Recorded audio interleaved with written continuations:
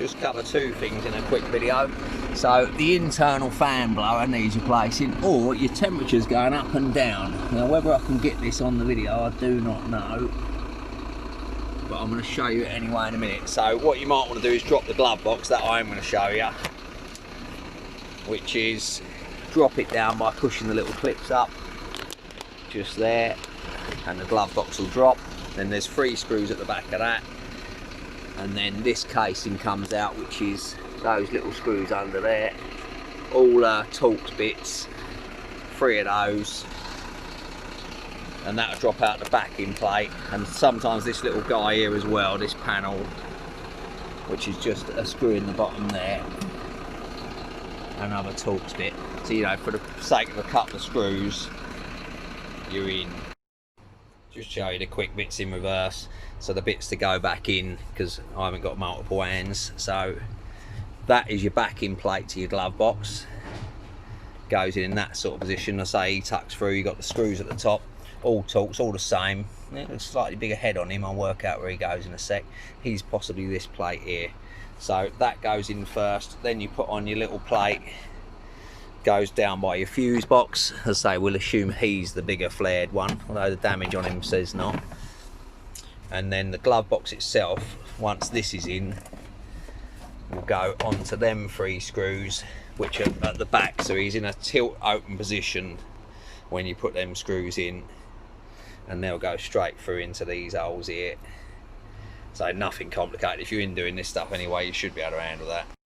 So backing plates in, say screws up the top. The hardest thing is getting this silly thing in, so it's button end in first and then clip it in.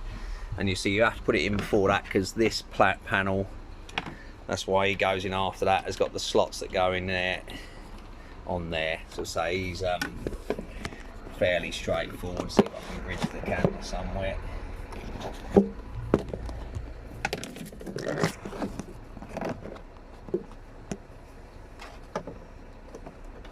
In at the top, it's got a clip to go in at the top. Push in, screw underneath. I didn't find anywhere for that bigger screw head, but one of them, the topmost one in that corner, looked like it was that style, so I put him in there. Or he had the scrapings of it, but this would have made more sense as the only loaner. All of them are fast threading, so just get a bite and they're straight in.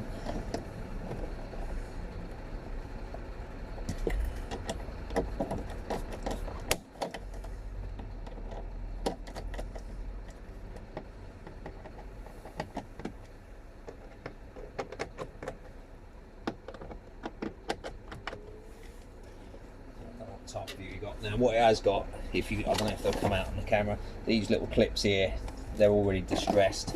They just hold it in while you're working really. So push them in first, 1, 2, because you can see it all hangs its weight. So I'm going to put the middle in first to get a bit of grip. Tip it up before you screw it in, or it's going to go in at an angle. Job is a good one, they tighten up real sweet. Next one in.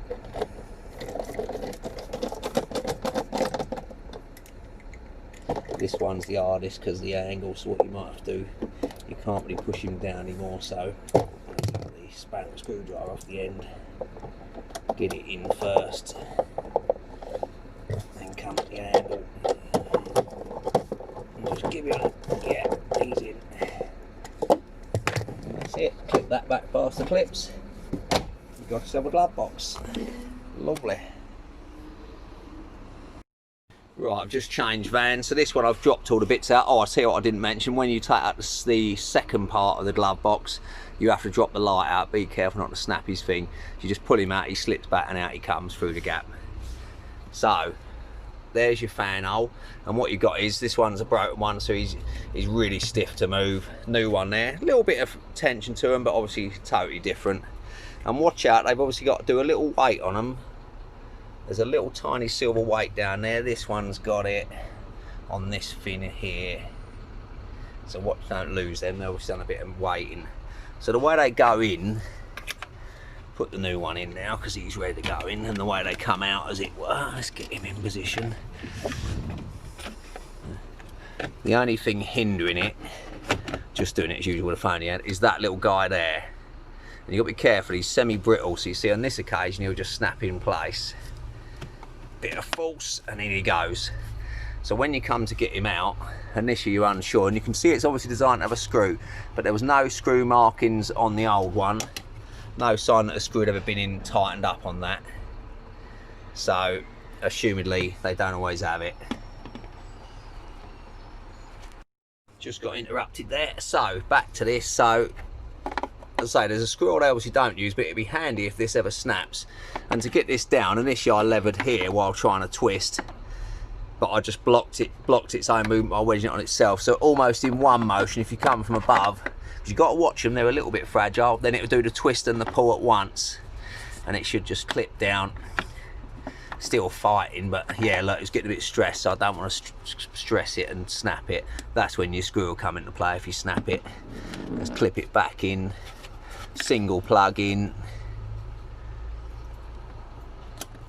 Oh, he's a twister. He's a little twister.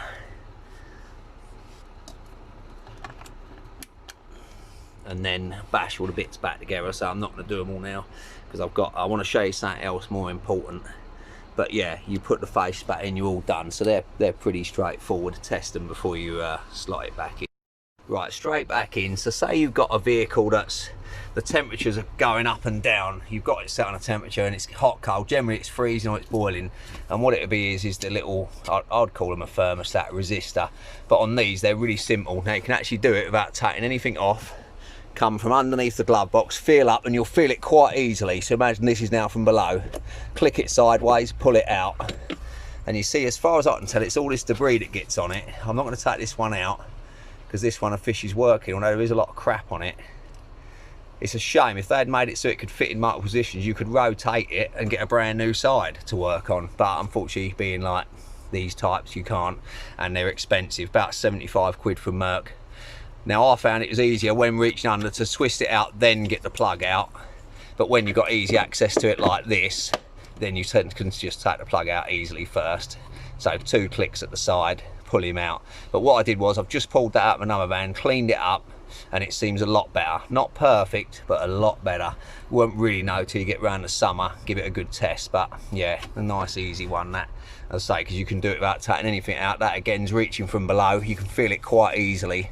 But I found it was hard to click that out, so I took it out first, and then I could get 2 hands onto it where I pulled it down, get a second hand in there to unclip it. I hope that helps. Since this one was fairly bad, look. So I just brushed it out. I don't know if I'll be able to hold my camera and do this at the same time. And then just got any kind of sort of scrapey edge and just scraped off a bit of that debris. Obviously you can't really reach in the middle.